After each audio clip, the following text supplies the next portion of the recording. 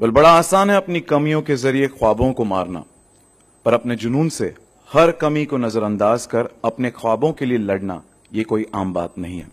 एक ऐसी ही मिसाल है जिसने कायम की है। आइए उसके सफर पर एक नजर डालते हैं।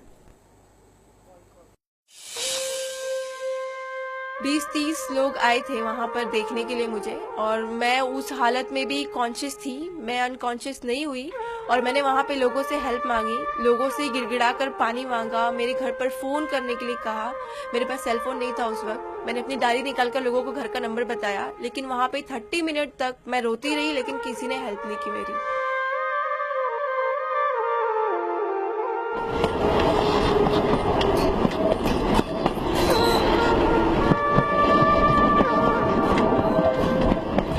और जब मैंने अपनी आंखें खोली तो मेरे आंखों के सिर्फ 5 सेंटीमीटर के ऊपर से ट्रेन के पहिए जा रहे थे, और मुझे ये लगा कि मैं ख्वाब देख रही हूँ और मेरे ऊपर से कोई बहुत भारी चीज़ जा रही है। लेकिन जब पूरी ट्रेन गुजर गई मेरे ऊपर से, पूरे 12 डब्बे मेरे ऊपर से चले गए और ट्रेन किसी ने रोका नहीं। और उसके बाद मुझे रियलाइज़ हुआ कि मैं सीरियसली ट्रेन से गिर चुकी हूँ। और उस वक्त सडन तभी मुझे उसी वक्त पता चल गया था कि मेरा एक पैर कट गया है और राइट पैर हबाव नहीं मेरा कट गया है, और लेफ्ट पैर के बारे में मुझे नहीं पता था क्योंकि मैं उसी पैर पर बैठी हुई थी।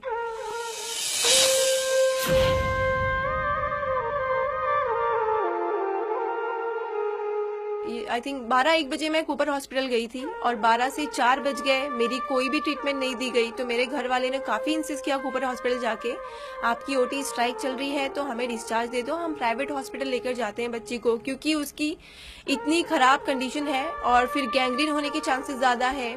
लेकिन उन्होंने सुना नहीं, क्योंकि उनकी डिमांड थी कि उन्हें वही ब्लड बॉटल चाहिए, वही कंपनी की चाहिए जो उन्होंने मुझे लगाई थी।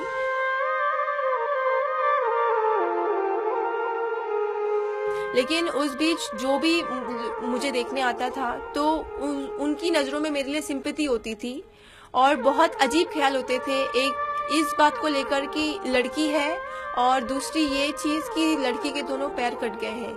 तो वो लोग बहुत अजीब वर्ड्स यूज़ करते थे मेरे लिए कि बेचारी की ज़िंदगी ख़राब हो गई है, फ्यूचर कुछ नहीं है, शादी नहीं होगी, ज़िंदगी भर माँ बाप के घर पर पड़ी रहेगी, बेड पर पड़ी रहेगी। तो वो सब बातें मेरे कानों में जाके मुझे इतना डिप्रेस कर देती थी, मैं इतनी इमोशनली डिस्टर्ब हो जाती थी वो सब बातें सुनकर। और मैंने खुद ये बना लिया था कि सीरियसली अब मेरे दोनों पैर कट गए हैं 17 साल की उम्र में, तो मैं सीरियसली लाइफ में कुछ नहीं कर पाऊंगी। तो मेडिकल में एडमिशन के लिए क्राइटेरियाज होते हैं। पहले हमें काउंसलिंग होती है सारे फिजिकल हैंडीकेप स्टूडेंट की। मेरी भी काउंसलिंग हुई जेजे हॉस्पिटल में, तो वहाँ पे सारे फिजिकल हैंडीकेप बच्चों के साथ मेरी काउंसलिंग हुई। और वहाँ पर डॉक्टर्स होते हैं एग्जामिनेशन करने के लिए, और वो एग्जामिनेशन के थ्रू हमें क्राइटेरिया देते हैं परसेंटेज के हिसाब से, डिसेबिलिटी परसेंटेज बोलते हैं उसे।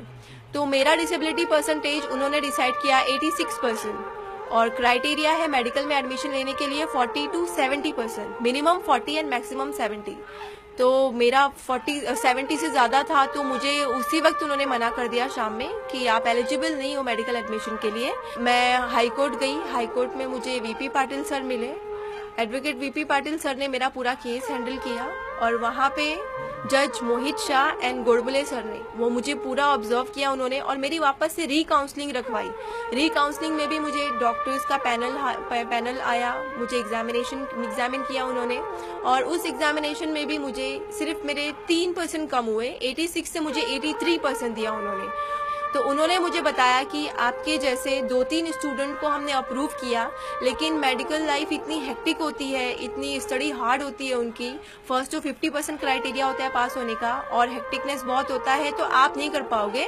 सब कुछ नोटिस करने के बाद उन्होंने फाइनली अगस्त 2011 में मुझे ऑर्डर दे दिया कि आपको मेडिकल में एडमिशन मिलना चाहिए, और वहाँ से मुझे मेडिकल में एडमिशन मिला सेठ जीएस मेडिकल कॉलेज के एम हॉस्पिटल में।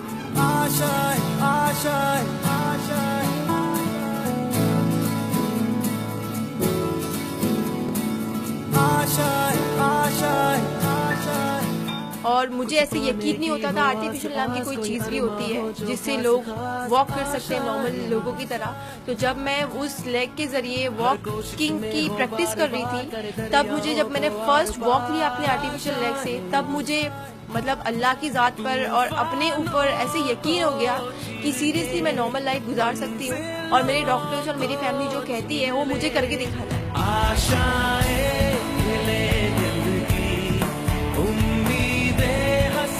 मुझे सिर्फ MBBS करके स्टॉप नहीं होना है, मुझे लोगों को ये भी दिखाना है कि एक 88% डिसेबिलिटी के साथ एक लड़की आगे भी जा सकती है विदाउट एनी फाइनेंशियल बैकग्राउंड और विदाउट एनी मेडिकल बैकग्राउंड। अब मुश्किल नहीं कुछ भी, नहीं कुछ भी।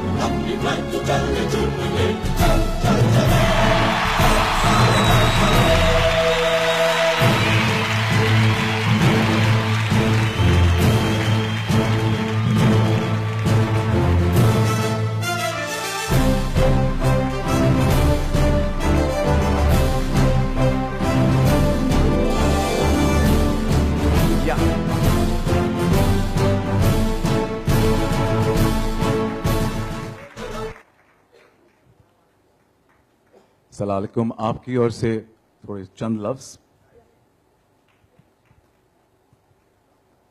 सबसे पहले मैं बहुत ज़्यादा शुक्रगुजार हूँ अल्लाह रब्बुल इज़्ज़त की कि उसने मुझे इस मकाम पर आज खड़ा किया है, और मैं बहुत ज़्यादा शुक्रगुजार हूँ अनिल मुरारका सर की, और तमाम लोगों को करेज कर रहे हैं, बहुत बड़ा काम कर रहे हैं, और अल्लाह इनकी ऐसी मदद करे।